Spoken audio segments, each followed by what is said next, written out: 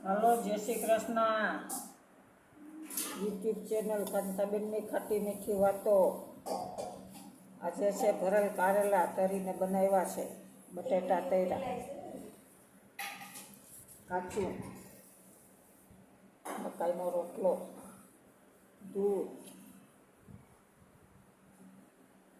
કરમદા કારેલા સંભારો પેલો ખાઈ જાય.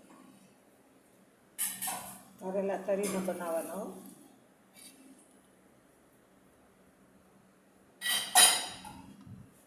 મસાલાથી ભરવાના.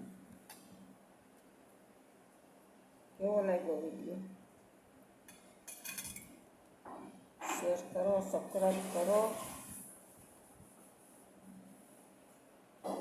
હાલો જમવા.